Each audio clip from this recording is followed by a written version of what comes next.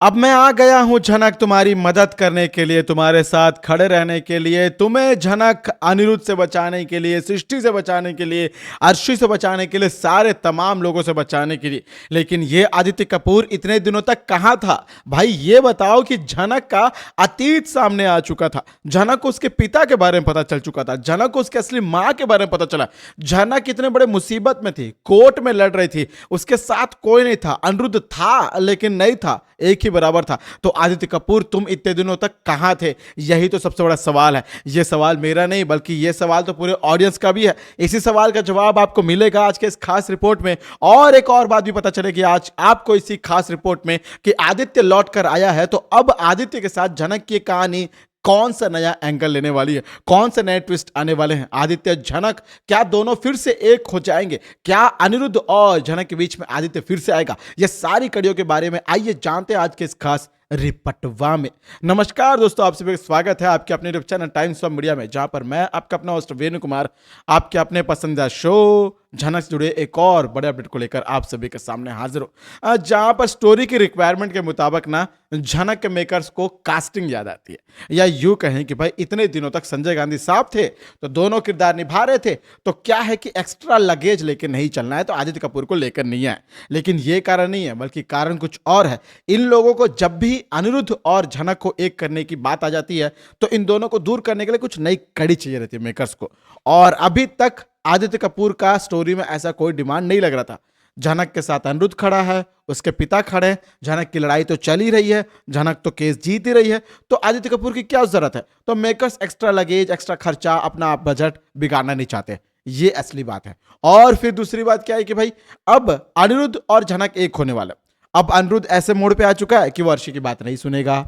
अनिरुद्ध ऐसे मुकाम पर पहुंच चुका है कि वो किसी भी हालत में झनक को अपने साथ रखेगा। ब्रिजभूषण ने अनिरुद्ध से वादा लिया है, अनिरुद्ध ने ब्रिजभूषण को वादा किया है कि हाँ गुरुजी, मैं आपकी बेटी का हाथ कभी नहीं छोड़ूंगा, मैं झनक को कभी किसी मुसीबत में नहीं छोड़ूंगा, मैं हमेशा पल पल उसके साथ खड़ा रहूंगा। दुनिया भर के तमाम बड़े बड़े वादे किए हैं अनिरुद्ध ने, तो उन वादों को तो निभाना पड़ेगा। और उन वादों को भले ही उन्होंने डायलॉग बाजी में लिख दिया होगा, अनिरुद्ध से बुलवा दिया होगा, कुछ दिनों के बाद ये खुद ही भूल जाएंगे। क्योंकि भाई झनक की जब मौत हुई थी तो ये वही अनिरुद्ध था जो पुलिस स्टेशन में चिल्ला रहा था, रो रहा था, मैं ये कर दूंगा, मैं वो कर दूंगा, मैं इसके खिलाफ लड़ लूंगा। 2 दिन के बाद आके ठंडा पड़ गया था, श्राद्ध बना लिया और फिर अर्शी के साथ टू टू टाटा भाई ये सब कर रहा था। तो कुल मिला के कहा जा सकता है कि झनक के मेकर्स लोग डायलॉग हवाबाजी में लिख देते होंगे, शायद बाद में भूल जाते होंगे। यही वो वजह है कि अब शायद डायरेक्टर्स, मेकर्स, प्रोड्यूसर साहब, आप एक बार अपने एपिसोड वापस देखिए। आपकी कहानी कितनी अच्छी है पता है आपको, लेकिन आप थोड़ी सी ढील देते हैं जिसके कारण कहानी थोड़ी सी गिर जाती है। क्योंकि आपकी कहानी में इतना दम है कि आप टीआरपी के नंबर 1 बॉस बन सकते हैं, और बॉस बनने के लिए आपको झनक और अनिरुद्ध को साथ दिखाना होगा। भाई ये रिश्ता क्या कहलाते हैं, अरमान अभिरस साथ है, उड़ने की आशा में देखा जाए तो भाई दोनों साथ है। सचिन सैली अनुपमा के शो में देखा जाए तो अनुपमा पूरे टाइम स्क्रीन में दिखती रहती है, लेकिन झनक के शो में देखा जाए तो झनक ही है जो मेन किरदार है वो ही सबसे कम दिखाई देती है। अप्पू, लालो, बिपाशा, तनुजा, शुभांकर बोस, भाई सारे लोग दिखते हैं, सारे लोग दिखते हैं, लालोन, छोटन, मीनू, सारे लोग दिखते हैं, लेकिन झनक और साथ में नहीं दिखते हैं, बहुत कम दिखते हैं। इनसे ज्यादा तो भाई वो जो साइड एक्टर्स होते हैं ना, बीच बीच में आते रहते हैं, उन लोग ज्यादा दिखते हैं। तो कुल मिला के मैं कहना चाहता हूँ कि भाई झनक और अनिरुद्ध का शो है तो उन दोनों को साथ में दिखाओ, कहानी साथ में लेकर आओ। ये चलो एक बात है, मेरी ओपिनियन थी। लेकिन वीडियो के मुद्दे पर मैं वापस आऊं ना भाई, आदित्य कपूर की वापसी से कहानी में बहुत सारे नए एंगल आने वाले। सबसे पहले देखो भाई, आदित्य कपूर वापस आएगा तो आदित्य कपूर झनक को अनिरुद्ध के पास नहीं जाने देगा।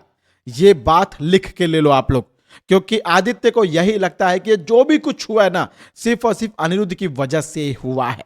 क्यों? क्योंकि अनिरुद्ध ने कैब बुक किया था, अनिरुद्ध झनक के साथ जा सकता था, तो शायद आज ब्रिजभूषण की मौत नहीं होती, या वो लोग पकड़ में आ जाते रंगे हाथ ऐन मौके पर ही, ये सारी चीजें घट सकती थी।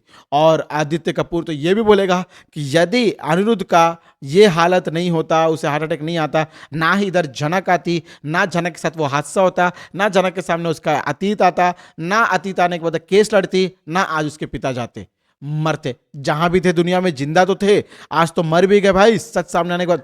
आदित्य का कहना ये भी सही है। और देखा जाए भाई तो यही तो कहानी है ना, अनिरुद्ध को हार्ट अटैक आया था, झनक यहां पे एड शूट करने आई थी, और वहां से देखो कहानी कहां चली गई। ये समझ में आ रहा है आपको? भाई कुछ पल के लिए तो वो तो बॉस हाउस में भी आई थी और फिर बॉस हाउस में आ रही है अभी कुछ दिनों के बाद। जब बॉस हाउस में ही झनक को रखना है तो मैं ये पूछ रहा हूं मेकर से कि भाई कहानी बाहर लेकर जाते क्यों है? गोल घुमाकर तो बॉस हाउस में आ जाते। अब आदित्य कपूर वापस आ रहा है तो आदित्य कपूर अनिरुद्ध को झनक को साथ में रहने नहीं देगा। ऐसे में फिर से क्लैशेस होंगे, फिर से तमाशा होगा, फिर से झगड़ा होगा हमारे अनिरुद्ध के बीच में, आदित्य कपूर के बीच में। और इस बार तो झनक अनिरुद्ध का साथ दे भी नहीं पाएगी। क्यों?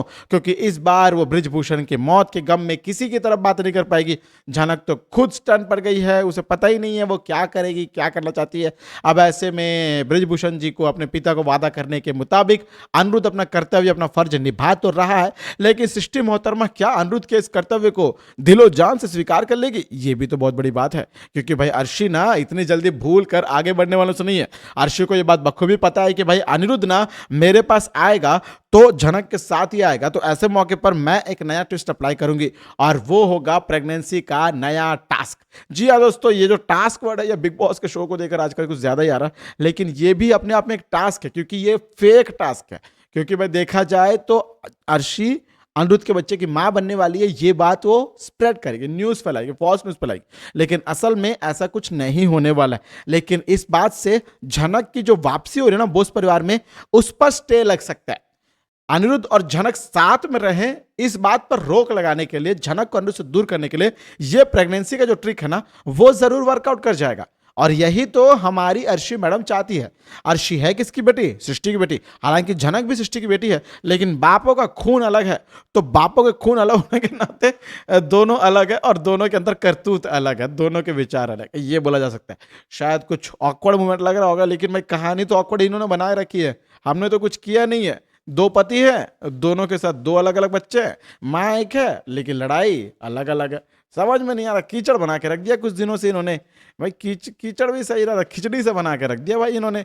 अब ऐसे में ये कहा जा सकता है कि भाई हमारे आदित्य कपूर के आने के बाद झनक की जिंदगी में एक नया प्रकाश आएगा।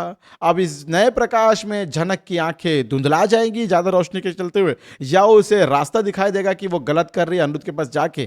क्या लगता है आपको कि क्या अनिरुद्ध के साथ ही झनक को रहना चाहिए, आदित्य कपूर के साथ अपनी जिंदगी को आगे बढ़ाना चाहिए? जाओ झनक, निकल जाओ यहां से, जा सिमरन जा, निकल जा अपने करियर की तरफ, एड फिल्म की शूटिंग कर, मूवी कर।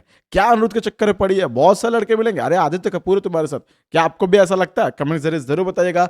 और यदि वीडियो को लेकर कोई ओपिनियन, कोई प्रतिक्रिया, सवाल, सुझाव, जो भी चीजें हो, दिल खोलकर कमेंट बॉक्स के जरिए अपने एक्सप्रेशन को, अपने फीलिंग्स को, अपने भड़ास को, अपनी बातों को, अपने प्यार को, अपनी नफरत को जाहिर जरूर करिएगा। मुझे आपके सारे फीलिंग्स की कदर रहेगी भाई, मैं अनिरुद्ध नहीं हूं। और हाँ दोस्तों, यदि आप झनक से जुड़े सारे अपडेट्स को यही पाना चाहते हैं तो सब्सक्राइब कर लीजिए आपके अपने चैनल टाइम्स ऑफ मीडिया को। और यदि आप झनक की टीआरपी में थोड़ा इजाफा चाहते हैं, क्योंकि इन दिनों में ऐसा लग रहा है कि शो की टीआरपी गिर जाएगी क्योंकि इनकी करतूतें ठीक नहीं है, प्रोमो दिखा रहे, प्रोमो होने वाला नहीं है, तो तब तो भाई फैंस का गुस्सा फूटेगा। तो तब तक के लिए भाई आप लोग झनक को देखते रहे स्टार प्लस पर और any time DG plus Hotstar पर। और टीआरपी जुड़े शो के आलोचनाएं, अवलोचनाएं, जो भी बातें उनसे जुड़े सारे गॉसिप को जानने के लिए, अपडेट्स को जानने के लिए यहाँ पहुंच जाए। यहाँ मतलब भाई हम आपके अपने YouTube channel times of media पर। मैं आपका अपना होस्ट विनय कुमार, मिलूंगा एक और अपडेट में। तब तक दोस्तों आप सभी को टाटा, गुड बाय, जय हिंद, जय भारत।